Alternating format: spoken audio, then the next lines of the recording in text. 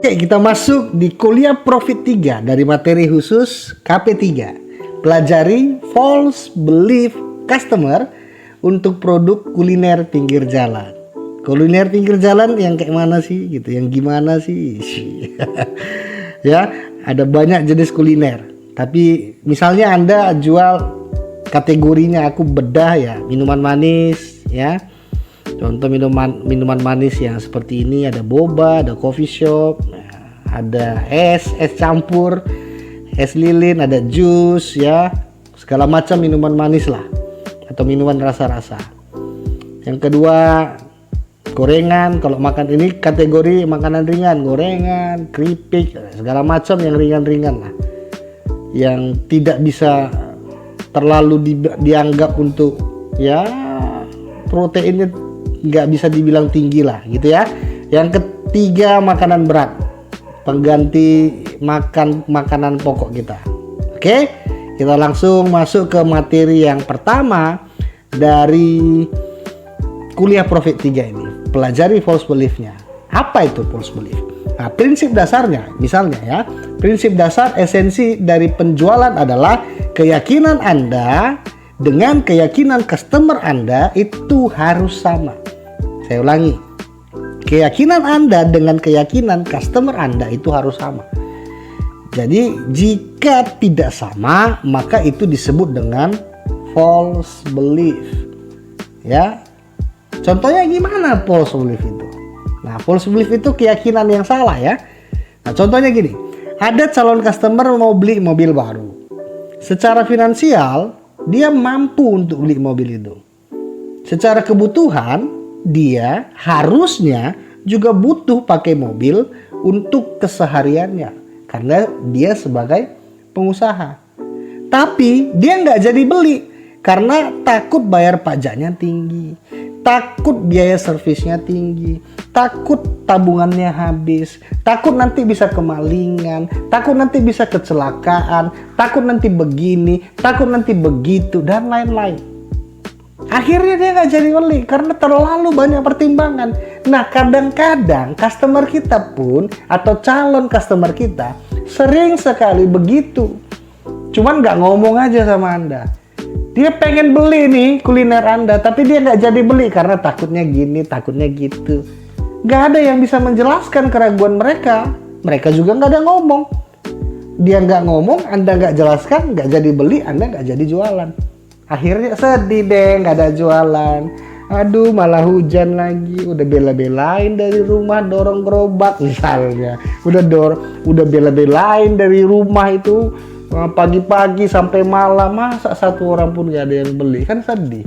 Saya pernah loh mengalami jualan di pinggir jalan. Jadi kadang-kadang mau satu hari itu gak ada yang datang sama sekali. Bahkan datang nanya enggak. Kadang-kadang saya, bukan kadang-kadang ya, dulu karena memang saya masih minim ilmu, akhirnya ada orang datang nanya-nanya aja pun saya udah senang. Setidaknya ada kawan ngobrol, setidaknya ada kawan atau ada teman yang bisa ya sekedar 5 atau 10 menit membantu saya menghabiskan waktu, karena nunggu itu pekerjaan yang membosankan. Ya syukur-syukur kalau Anda punya karyawan yang Anda suruh kerja, Anda masih bisa mengerjakan hal lain. Tapi kalau misalnya Anda sendiri yang melakukannya, Anda sendiri yang jualan di pinggir jalan dan ternyata nggak laku, itu adalah hal yang sia-sia ya. Maka Anda harus beresin false belief mereka. Oke? Nah, kita masuk ke false belief yang pertama, yaitu kuliner minuman manis atau minuman rasa-rasa. Apa sih yang di pikiran mereka hingga akhirnya mereka nggak jadi beli? Yang pertama, gula terlalu tinggi, ya, bahan baku nggak sehat, jadi gendut. Atau misalnya kalau Anda jualan boba, itu kan topping bobanya itu susah dicerna tubuh, akhirnya mereka nggak jadi beli. Ya, gula terlalu tinggi, mereka curiga Anda bukan pakai gula murni, Anda pakai sari gula misalnya. Akhirnya udah gulanya juga nggak bener, nggak sehat, malah juga buat diabetes. Akhirnya nggak jadi beli. bahan baku Anda nggak sehat, Anda bahan baku asal jadi. Dan katakan kalau mereka pun percaya bahan baku Anda aman, gula Anda gula murni, mereka takut minuman manis itu bisa buat gendut loh akhirnya. Jadi kalimat penawaran Anda yang seperti apa nih yang harus Anda buat akhirnya supaya mereka itu mau beli. Nah, Anda bisa buat kalimat penawaran ya yang harus menjawab keraguan-keraguan di atas, plus Anda gabungkan dengan kalimat pain dan gain. Nah, kita bedah. Contohnya, minum boba kenangan. Boba kenangan ini kita bilang nama merek aja lah. Misalnya nama merek boba Anda kenangan gitu ya. Nah, minum boba kenangan sekali-sekali nggak nambah ke berat badan kamu kok. Masa iya kamu nggak mau ngerasain seger dan nikmatnya minum boba kenangan gitu. Jadi ini kalimat penawaran ini menjawab keraguan atau false belief dari yang jadi gendut, gula terlalu tinggi ya, jadi gendut dan gula terlalu tinggi. Ya, kita bedah, minum boba kenangan sekali-sekali yang nggak nambah ke berat badan kamu kok. Itu kan false belief, jadi gendut. Masa iya kamu nggak mau ngerasain seger dan nikmatnya minum boba kenangan gitu. Itu adalah ya Anda strategi Anda menggabungkan kalimat dengan ya ini yang gain. Segar dan nikmatnya itu kan gain. Ya. Atau mau diganti pakai pain. Kalau pakai pain gimana, Bang? Misalnya gini. Minum boba kenangan sekali-sekali nggak nambah ke berat badan kamu kok. Masa iya demi kurus Anda nggak pernah demi kurus, masa iya mulut Anda kering nggak ada rasanya gitu. Misalnya gitulah ya, Anda silakan riset. Nah, di sini kalimat penawarannya ini harus disertai dari kumpulan-kumpulan stok pain dan gain kita. Anda tinggal masukkan ya. Anda udah belajar pain dan gain kan? Nah, nanti Anda coba pakai rumus ini, kalimat penawaran yang menjawab false belief mereka, dan plus Anda gabungkan dengan kalimat pain atau kalimat gain. Nah, di sini Anda perlu tahu dulu kalau kuliner minuman manis itu false belief mereka itu apa, kawan-kawan. Nah, kadang-kadang ya untuk hal-hal tertentu Anda perlu tanya. Anda perlu tes pasar atau survei pasar Anda yang di sekitaran Anda, sehingga mereka bisa bersuara. Kenapa sih gitu mereka tuh kok nggak mau beli kuliner Anda? Nah, apakah mereka memang karena takut gula terlalu tinggi ya atau takut jadi gendut, atau mungkin karena memang merasa pengen lebih sehat aja deh minumannya, bagus minum air putih aja gitu, atau boba susah dicerna, atau yang lain, atau yang lain, atau yang lain, dan yang lain. Ah, ini yang udah saya riset. Anda boleh tambahin ya, kawan-kawanku semua.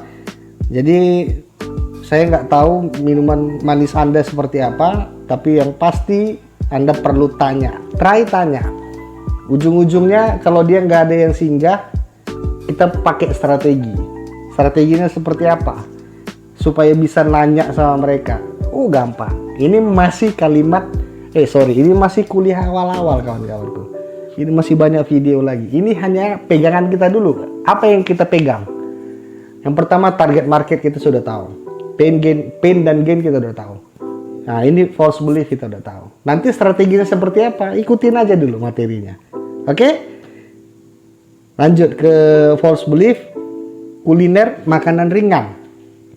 Sama, makanan ringan juga takut mengandung gula, garam, atau lemak trans yang tinggi. Ya, bisa bikin gendut juga.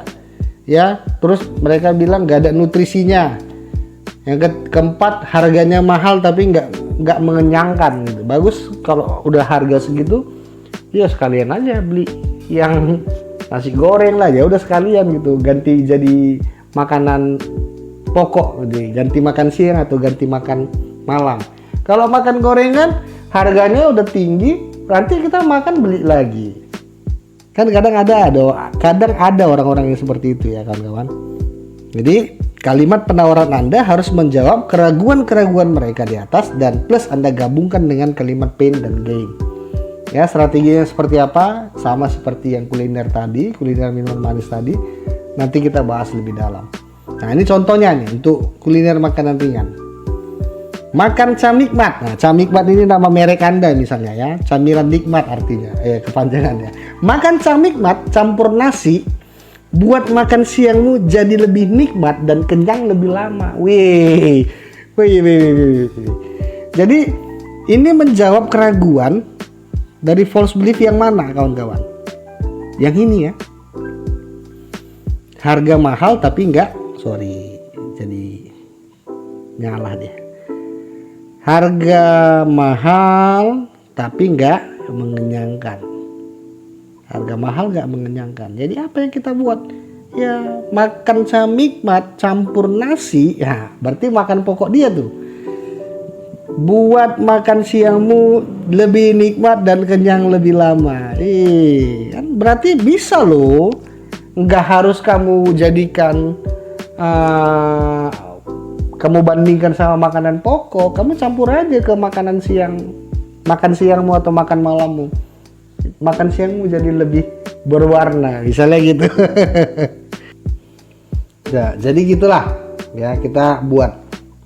Oke, kita lanjut ke false belief kuliner makanan berat. Ya, sama.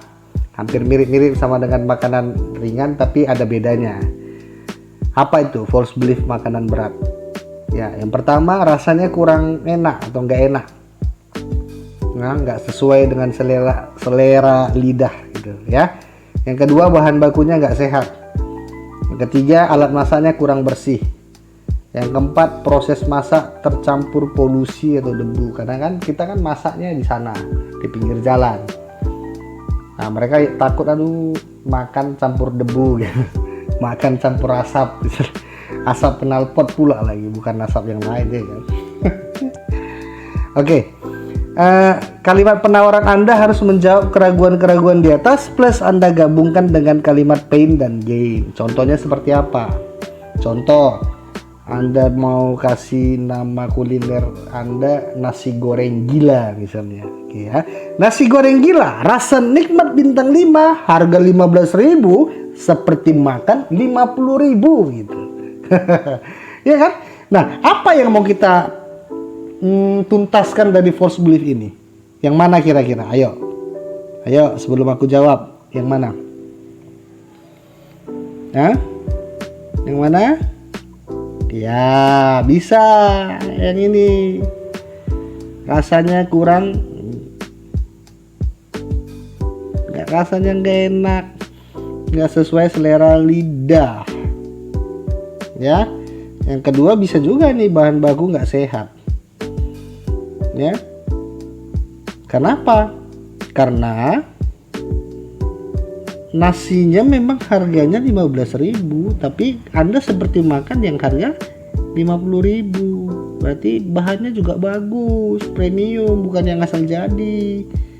Ya, rasanya enak. Mana ada nasi goreng harga 50.000 per porsi tapi nggak enak gitu. Kalau nggak enak berarti bukan salah nasi gorengnya. Yang nggak enak itu lidah Anda periksa ke dokter tuh sekarang. Nggak boleh marah, sabar, oke? Nah, inilah yang namanya false belief ya kawan-kawanku. Nah, Anda silahkan sesuaikan dengan bisnis Anda seperti apa. Andai kata kawan-kawanku semua, andai kata dari yang aku riset ini ternyata Anda tanya ke calon customer Anda survei, gak ada dari salah satu ini. Malah yang saya survei ini gak ada dari yang semua ini, gak ada. Yang dari yang ini juga gak ada, yang ini gak ada, ya ini semua gak ada. Ya ini juga nggak ada, ya. Yang ini nggak ada semua. Anda silahkan tambahkan aja ini jadikan sebagai pegangan Anda, ilmu buat Anda. Tapi riset saya sih jarang meleset gitu ya. Tapi siapa tahu salah. Ternyata Anda punya kuliner jenis lain misalnya. Ya nggak? Silahkan aja Anda tambahkan lagi. Stop false belief customer Anda. Oke? Nah, Anda juga di sini yang paling penting juga di sini ya, kawan-kawanku semua. Anda harus membereskan false belief calon customer Anda itu secara visual. Ini jangan sampai Anda lewatkan. Kenapa? Contoh misalnya kawan-kawan, Anda bilang bahan baku Anda, misalnya contoh false belief-nya itu bahan baku nggak sehat atau nggak ada nutrisinya. Lalu Anda bilang di kalimat penawaran, bahan baku kita sehat kok, atau harga kita agak mahal tapi bahan baku kita lumayan, nutrisinya juga oke, misal. Tapi Anda juga harus tunjukkan beberapa bahan baku brand terkenal dan sehat agar muncul dan terlihat di mata customer Anda. Aku ulangin ya, Anda harus tunjukkan beberapa atau mungkin semua kalau boleh brand terkenal dengan sehatnya agar muncul dan terlihat di mata customer Anda. Contoh, misalnya Anda jual kuliner minuman manis ya, Anda tunjukkan dong susu kentalnya, susu kental yang mana, yang bukan yang murah-murah. Anda tunjukkan tuh yang Frisian Black yang gold. Setahu saya sejauh ini masih itu yang mahal. Mungkin ada yang lebih mahal lagi. Ya boleh, tapi yang dikenal orang lah. Aku kenal berarti banyak orang juga tahu yang mahal itu yang Frisian Black Gold. Itu terkenal banyak kandungan vitaminnya, walaupun ya kita belum tahu persis betul atau tidak. Nah, Anda tunjukkan tuh di styling Anda. Aku pakai susu kental manisnya merek ini loh, bukan yang susu merek yang aneh-aneh gitu. Atau Anda sebenarnya mungkin pakai yang bermerek, tapi Anda suling Anda buat ke botol polos.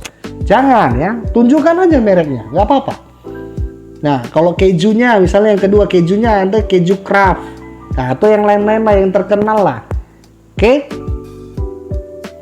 Nah, yang ketiga Anda pakai saus dan kecapnya itu merek yang terkenal, misalnya ABC, kecap ABC atau kecap Bango, yang lain-lain lah yang terkenal.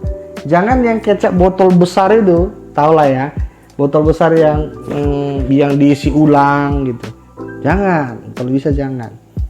Ya, jangan semua bahan baku Anda pindahkan ke tempat polos. Ya.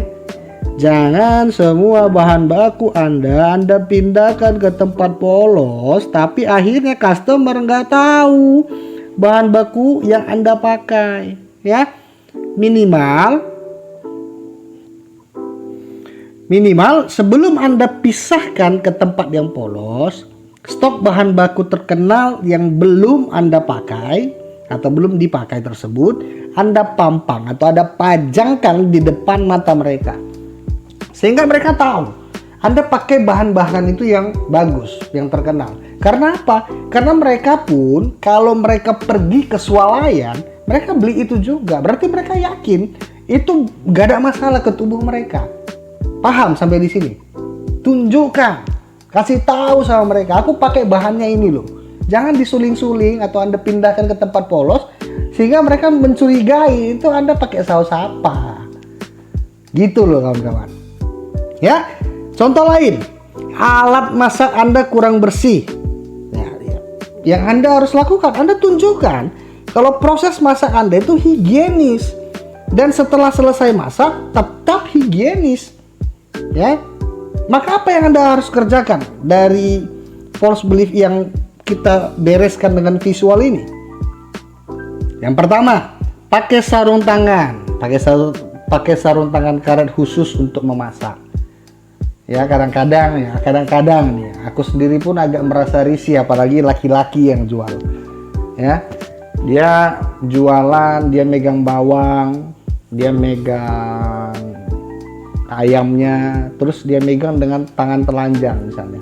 Saya curiga, ya kan? Saya juga laki-laki soalnya.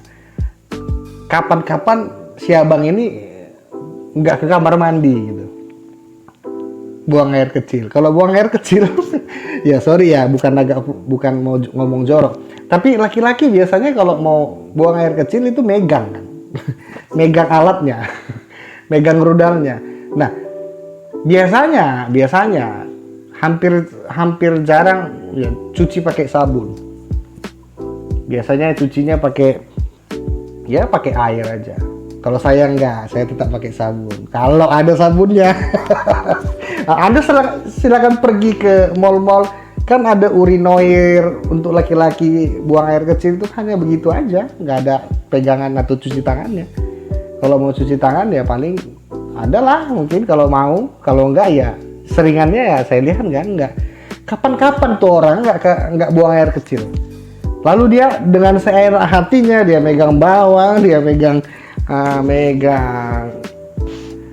ayam, terus dia udek-udek, campur, masukkan. Kita kan bayangan kita kan meluas gitu ya.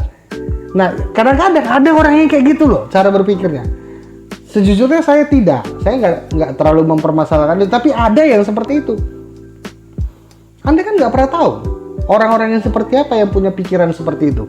Makanya Anda harus bereskan ya, setidaknya jangan membuat kesan-kesan itu muncul di kepala mereka. Ya Anda pakai sarung tangan karet lah gitu. Yang kedua, pakai sarung tangan plastik misalnya untuk menerima uang atau mengembalikan uang. Kembali lagi, uang itu kan kotor juga. Ada ribuan tangan yang udah pakai, yang pegang uang itu. Anda bayar pakai uang, mereka terima dengan tangan telanjang. Terus Anda punya kembalian, dia kembalikan lagi, dia ngitung-ngitung uang, dia kembalikan ke tangan Anda. Lalu dia dengan seenak hatinya lagi melanjutkan proses masak dengan memegang bahan-bahan tadi. Kan nggak higienis ya. Kalau kita bicara dengan orang-orang yang punya rasa kebersihan yang tinggi, ya itu pasti bermasalah. Tapi kalaupun mereka tidak mempermasalahkan, tapi melihat Anda melakukan hal itu, dengar baik-baik, saya yakin mereka pun terpesona dengan apa yang Anda lakukan. Berarti di sini bersih ya. Lain kali di sini aja lah, nggak akan tempat-tempat lain lagi. Pegang cakap saya. Hal yang sepele aja, abang ini jaga kebersihannya, apalagi hal-hal yang lain. Kesan pertama aja begitu menggoda. Bener, Anda lakukan itu, orang terpesona dengan Anda, walaupun tidak mempermasalahkan sebenarnya. Ya, yang ketiga, perhatikan area Anda memasak, area memasak Anda, agar tetap terlihat bersih dan jauh dari sampah. Janganlah di situ masak, di situ tempat sampahnya dekat-dekatan. Kalaupun memang harus dekat-dekatan, ya beberapa jam sekali, Anda harus bersihkan, bereskan, jauhkan dari tempat Anda memasak. Jangan di situ Anda masak, di situ Anda buang sampahnya, lalatnya di situ, Anda terbang-terbang di atas tempat Anda masak. Nggak higienis. Yang keempat, memakai masker. Nah, bila perlu untuk menutup kepala Anda jauh, biar supaya rambut-rambut Anda yang rontok itu nggak jatuh. Yang kelima, janganlah merokok sambil memasak. Anda kayak nggak pernah merokok aja misalnya. Ya masak ya masak, merokok ya merokok gitu. Jangan gayanya macam chef-chef terkenal, ya rokok di mulut, tangan kerja, nanti abunya bisa jatuh ke makanan gimana? Oke, walaupun jarang tapi saya ingatkan aja. Yang keenam, bersihkan area memasak Anda setiap mulai terlihat kotor. Bukan setiap hari nih. Setiap mulai terlihat kotor, sedikit aja mulai kotor, mulai bersihkan. Orang-orang yang Anda coba lihat dah, Anda cek lah, orang yang take away, orang yang belanja, yang beli kuliner di pinggir jalan, mereka kalau mau beli produk itu dan mau dibawa pulang, jarang sekali mau duduk. Mereka mau berdiri duduk di dekat Anda masak. Mereka pengen tahu cara masak Anda gimana. Itu yang pertama. Yang kedua, mereka gatal tangannya tuh kalau pengen duluan aja gitu, sambil melihat proses Anda memasak. Mereka sambil memperhatikan loh. Jangan salah Anda. Ngerti gak? Kalau misalnya hal-hal yang seperti ini jangan Anda abaikan. Ya. Nah, dengan Anda konsisten melakukan hal seperti di atas, Anda akan mempunyai segmen pasar dengan target market yang benar-benar peduli dengan kebersihan. Ini penting, jangan sampai Anda lewatkan. Lebih penting ini daripada kalimat penawaran. Oke, membereskan false belief yang ada di pikiran customer Anda adalah pekerjaan yang dibayar mahal. Itu kata saya. Ya, karena ini pekerjaan yang dibayar mahal, selayaknya kita mempersiapkan segalanya dengan serius. Oke, materi bisnis yang sudah kita pelajari. Anda udah tahu target market KP1. Anda udah tahu pain dan gain KP2. Anda udah tahu false belief di KP3. Next, kita sudah masuk ke materi umum. Pelajari titik kelemahan customer. Titik kelemahan itu yang seperti apa maksudnya? Kita ketemu di video selanjutnya. Oke, see you next video.